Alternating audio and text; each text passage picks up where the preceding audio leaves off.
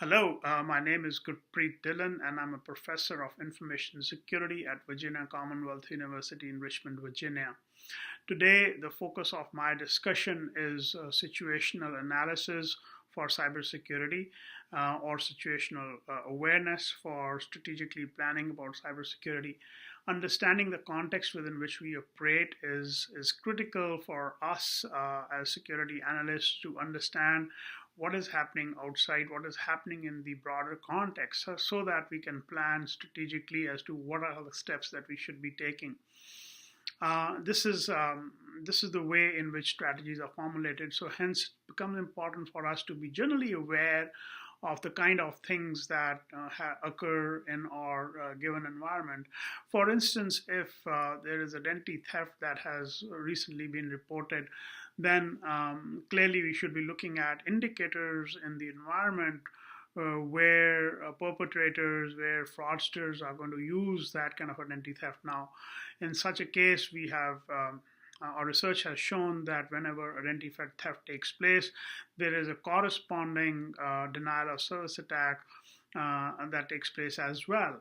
And this is one mechanism that many of the fraudsters use to ensure that the stolen identities and hence cloned credit cards, etc., are used effectively.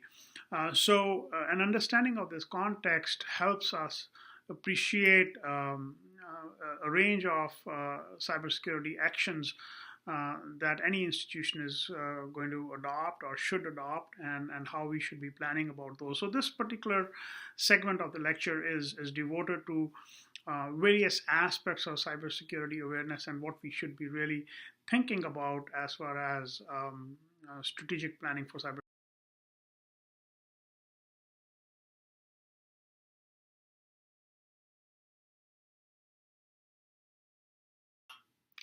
So in our ability to understand the situation in which we are operating, I would like to borrow a graphic from Cisco where they classify different kinds of potential security threats along two dimensions: the scalability revenue dimension and the success and growth dimension.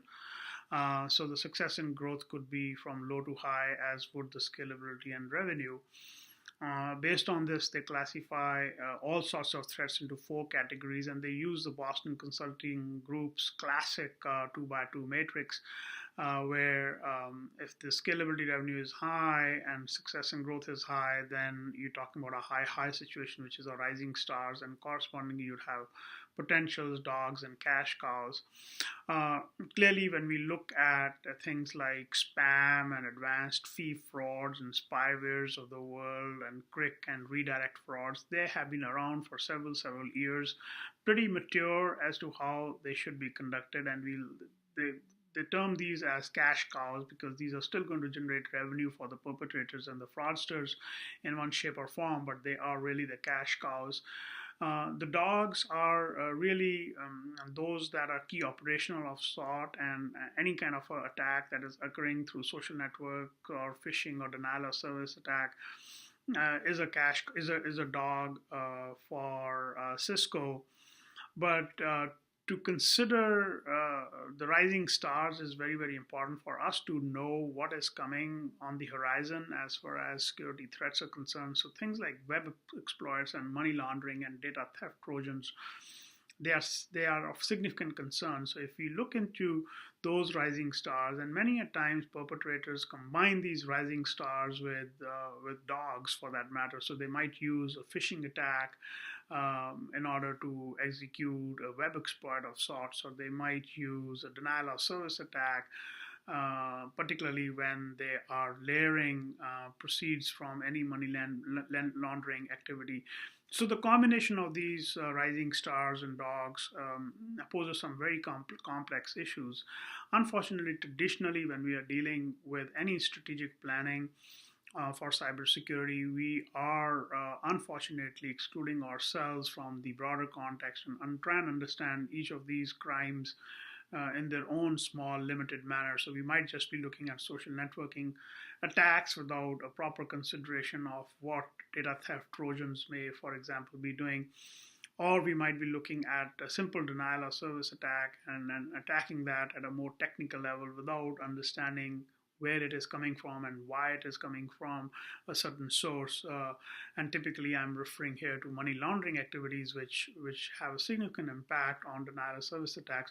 So these kind of relationships are very, very important as we go along, and this is what contextual and situational awareness is all about. So in any strategic planning activity for cybersecurity, we need to have a very good understanding and in-depth understanding of not only the specific kind of attacks there might be, but also the combination or the new incarnation of certain frauds, which kind of combines traditional categories with perhaps the new ones. And only then we will be able to have a good understanding of the context within which we operate, and hence the activities or the processes that we need to put in place in order to counter cyber terrorism.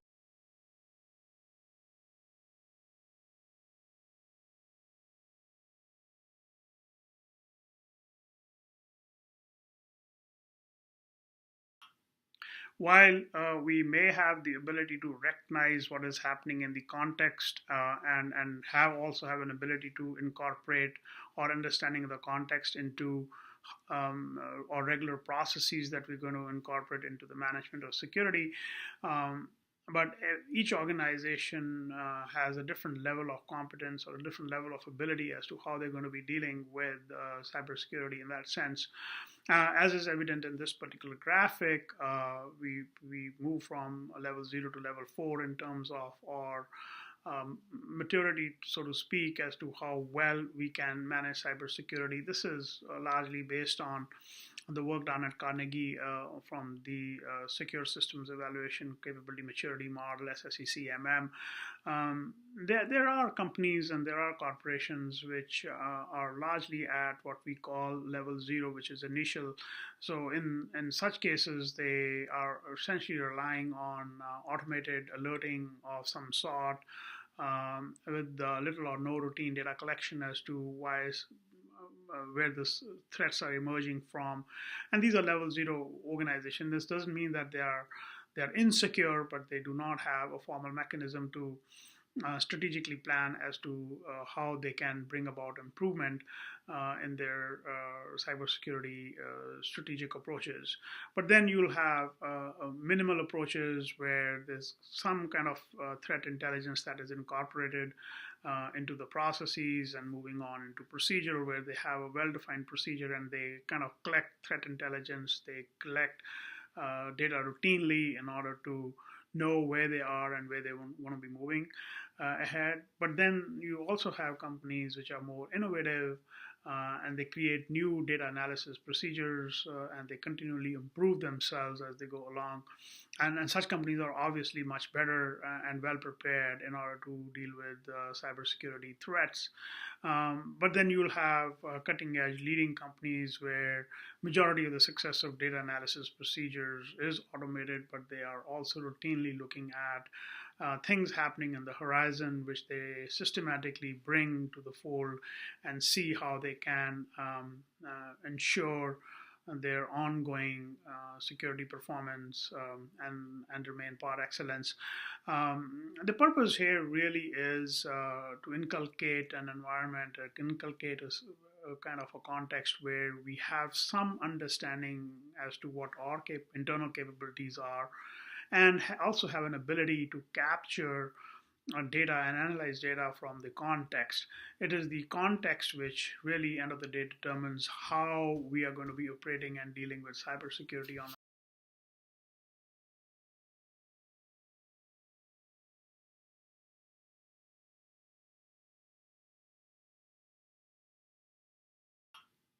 In this presentation, I have been referring to three or four very important terms, and I have been using them rather casually, but with a certain intention, of course.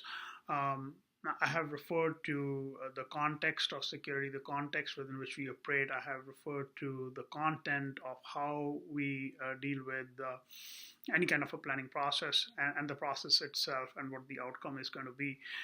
This is an important conceptual framework that we need to refer to when I talk about context, and this is really very, very important in order for us to engage in any strategic planning process or cybersecurity. Context plays a very important role as to how we are going to be defining our actions. The context is again split into two categories: the external context and the internal context. When I talk about external context, I'm referring to things that are happening in the broader environment within which a company might be operating. There might be regulations relating to a banking industry. If you're talking about a bank as a given organization, these might be related to the federal regulations. If you're talking about the government as such, and so on and so forth. If you're talking about a hospital as a corporation within which we're talking about context, things happening within the hospital are internal context, but things happening outside of the hospital and the kind of regulations, kind of frauds that are taking place, that's the broader context. The combination between the external context and internal context defines our context. It is this environment that we need to be analyzing in order for us to have an ability to understand where the threats are coming from, what the ontological origin of these threats is. Given that we think in terms of the actual actions that we're going to take place, and that is our content, the content of the stuff that we're going to be doing. If I'm strategically planning for undertaking some kind of a business impact analysis, or if I'm strategically planning to undertake some kind of a risk analysis of what the situation might be, that is the content of the things that I do in order to ensure cybersecurity. So my context is going to have an implication on the content, but together in concert with each other, the context and the content defines the process of things that we do, the process of the implementation, the process of our strategy formulation for cybersecurity. So, where do we start? How do we initiate our security planning process? How do we ensure that things stay on course? Those are the process elements that we define for ourselves as to how we're going to be moving ahead. I shared with you a little while earlier about the SSECMM, the Capability Maturity Model, which is an assessment of processes. It tells us how well we do certain things. Are we at level 0, level 1, level 2, level 3, and so on and so forth. So it's an assessment of our processes as to how well we are dealing with security. And then the final element is the outcome. Outcome is a measure. You have to have an ability to measure as to how well you are dealing with security, measure how well you're assessing the context, measure how well you're formulating the policy. So measurements come in, again, different guises and different forms, and that is not necessarily an easy thing to do, but we do define measures. Companies do define their measures. Sometimes they base them on standards that exist out there, but you have to have an ability to define those standards within whatever context you are in. Healthcare will have its own kind of standards.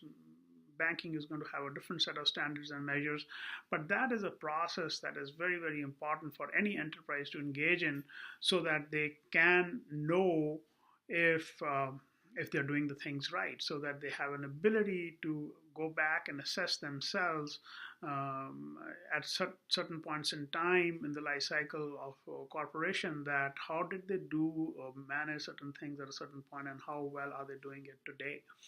So, and overall understanding of the context and the content of our actions helps us determine and understand our processes, and end of the day, outcome is what the outcome is, and we need to have a mechanism to measure those outcomes in order for us to have good security.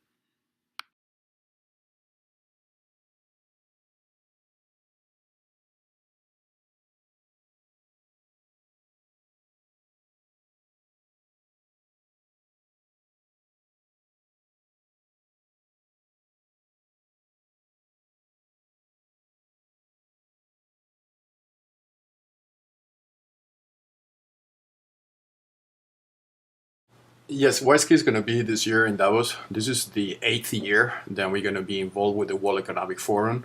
first as a global growth company. We were nominated in 2007, and in the last 4 years as a member of Davos. So basically through the global growth company partnership, we are now authorized to go to Davos. So this is a great opportunity for us. I mean, Davos for us is the time of the year where we basically reach out with everybody. Our subject is very hot, as you know, is cybersecurity. Cybersecurity, it's becoming very big. We already anticipate in 2011 that cybersecurity will be a major issue, and it's happening. It's really, the story is sad, but cybersecurity is becoming #1 agenda for governments, enterprises, NGOs, international organizations. We are all trying to solve the problem with cybersecurity. But there is a major problem. The major problem is that the internet is totally obsolete. The way the World Wide Web was designed, the organizations that they were created at that time to regulate the web, the model, the architectural model of the World Wide Web, the technology behind, all that is obsolete. I mean, we are putting a lot of new things on the top of the internet. We are putting objects, sensors. We are putting something like 1 trillion objects to the internet. People are growing. The communities, when we started the web, was only 20, 30 million people connected. Now we are talking about 6 billion people to be connected. So there's a total different problem that has emerged in front of us. Suddenly, everybody depends on the web. The web has become a utility, not only an infrastructure. It's not only having a website with your company information for people to download. People are going to using the internet for basically everything. We're already using the internet for payments, for government transaction. So it's a feast for hackers. I mean, the hackers are better equipped than we are. We didn't invest enough money on securing the internet. Nobody pay attention to that. In the last years, as I was in the United Nations, we have been telling to the world, be careful, invest more on cybersecurity, because cybersecurity is going to be essential if one day you're going to be conducting transactions over the internet. This was not done. The investment on cybersecurity is still very small. Corporations are not paying attention. Only now, after the hacks of 2014, people are now realizing that suddenly the internet is something which is unsecure. And before, corporations were just saying this is a technical issue. It's not an issue that should be discussed with the CEO or the board of the company. Now this is an issue that is discussed in all the board of companies. They are talking about cybersecurity. Insurance companies are now developing some cybersecurity insurance plan. New organizations are emerging. Then they are bringing new ways of doing cybersecurity-related technology. So WiseKey is trying to continue what we started 8 years ago to really be a thought leader on what needs to be done. I mean, obviously we have our technology that is there and is available for everybody to use, but it's beyond the technology. I mean, we are also coming with our own foundation, which is OISTE, which is a foundation was created in '98 already, thinking about secure electronic transactions and how we could provide some kind of neutral platform out of Switzerland for the internet itself. So we are going to be there. We organize again this year a roundtable on cybersecurity, which brings academia, brings CEOs, brings thought leaders on the subject of cybersecurity, and we want to recommend 3 major points. One is to move away from passwords. Passwords is a major issue. Passwords are compromised. Passwords are not anymore a secure way of accessing sites or protecting email. So we have to remove password and add in replacement to password digital identification, biometrics, the possibility of combining objects identification with people identification on your mobile phone. There are many new ways of protecting email, securing email, digitally signing email, so you are sure that the person sends you an email is the real person and not somebody else. So all that is available. And one of the major tasks for this year is to convince the international community to move away from password. That will totally change the paradigm on cybersecurity. Another one is encrypting data. Data is still not encrypted. Banks and organizations are not using encryption. Data in the cloud is not encrypted, so it's very easy to hack data. So encrypting data for us is essential, and we would like organizations to put their own commitments through their own policies. Then all data inside organizations need to be encrypted. Emails between parties needs to be authenticated, digitally signed, and encrypted, and stored encrypted in the cloud. Those are basic practices that will reduce substantially the cybersecurity attack. The third dimension, it's the policy dimension. Many international organizations are trying to regulate the internet. They are trying to say the internet should be regulated by this organization or by that organization. But what about if we don't regulate the internet? The internet was not designed to be regulated. The internet was designed to be provided as a utility to the humankind.